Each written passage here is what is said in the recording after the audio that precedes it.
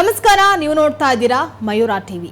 ವಕ್ಫ್ board ರಾಜ್ಯದಲ್ಲಿ ಕಳೆದ ದಿನಗಳಿಂದ ಸಿಕ್ಕಾಪಟ್ಟೆ ಸದ್ದು ಮಾಡ್ತಾ ಇರುವಂತಹ ವಿಷಯ.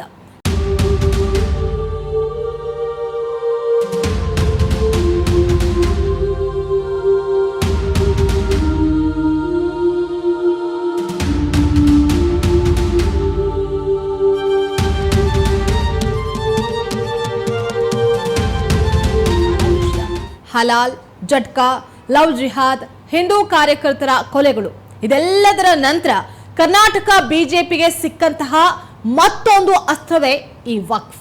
ಅವ್ರು ಹೇಳೋದಕ್ಕೂ ಇವರು ಮಾಡೋದಕ್ಕೂ ಸರಿ ಹೋಯ್ತು ಅಂದ ಹಾಗೆ ಜಮೀರ್ ಅಹ್ಮದ್ ಖಾನ್ ಅವರ ಒಂದಷ್ಟು ಹೇಳಿಕೆಗಳು ಕೂಡ ರಾಜ್ಯದಲ್ಲಿ ವಿವಾದಗಳಿಗೆ ಕಾರಣ ಆಗಿದ್ವು.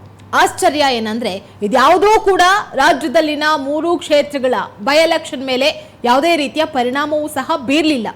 ಈ ವಿವಾದಗಳ ಹೊರತಾಗಿಯೂ ಕೈ ಅದ್ಭುತವಾಗಿ ಗೆದ್ದಿದೆ.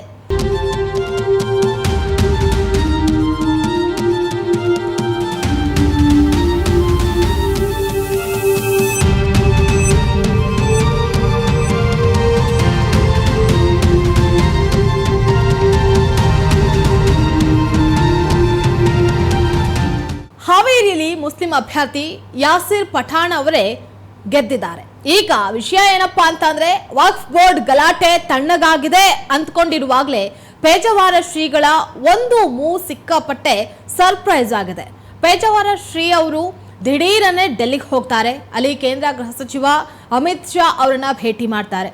ಒಂದಷ್ಟು ಗಂಭೀರವಾದಂತಹ ಚರ್ಚೆಗಳು ಕೂಡ ಅಲ್ಲಿ ನಡೆಯುತ್ತೆ. ಇದು ಈಗ ತೀವ್ರ ಕುತೂಹಲಕ್ಕೂ ಸಹ ಕಾರಣ ಆಗಿರೋದು. ಜನಸಾಮಾನ್ಯರು ಎದುರಿಸ್ತಾ ಇರುವಂತಹ ಸಂಕಟ, ಮುಜರಾಯಿ ಮುಕ್ತ ಹಿಂದೂ ದೇವಸ್ಥಾನದ ಅವಶ್ಯಕತೆ, ಇದೆಲ್ಲದರ ಬಗ್ಗೆ ಮಾತುಕತೆ ಆಗಿದೆ ಅಂತ ಹೇಳಲಾಗ್ತಾ ಇದೆ. ಆಲ್ರೆಡಿ ಕೇಂದ್ರ ಸರ್ಕಾರ ಈ ಬಾರಿ ಸಂಸತ್ ಅಧಿವೇಶನದಲ್ಲಿ ವಕ್ಫ್ ಮಸೂದೆಯನ್ನ ಮಂಡಿಸೋದಕ್ಕೆ ರೆಡಿ ಆಗ್ತಾ ಇದೆ. ಇದರ ನಡುವೆ ಈ ಮಾತುಕತೆ ಇನ್ನೊಂದಷ್ಟು ಕ್ಯೂರಿಯಾಸಿಟಿನ ಹುಟ್ಟುಹಾಕಿದೆ. ಕರ್ನಾಟಕದಲ್ಲಿ ವಕ್ಫ್ ಬೋರ್ಡ್ಗೆ ಏನಾದ್ರೂ ಇದರಿಂದ ದೊಡ್ಡ ಗಂಡಾಂತರ ಆಗಬಹುದಾ? ಆದ್ರೂ ಆಶ್ಚರ್ಯ ಏನ್ ಪಡ್ಬೇಕಾಗಿಲ್ಲ. ಯಾಕಂದ್ರೆ ಪೇಜಾವರ ಶ್ರೀಗಳ ಮಾತಿಗೆ ಆ ತಾಕತ್ತು ಖಂಡಿತ ಇದೆ. ಇದು ಈ ಹೊತ್ತಿನ ವಿಶೇಷ. ಇನ್ನಷ್ಟು ಇಂತಹ ಸುದ್ದಿಗಳಿಗಾಗಿ ನೋಡ್ತಾ ಇರಿ ಮಯೂರ ಟಿವಿ.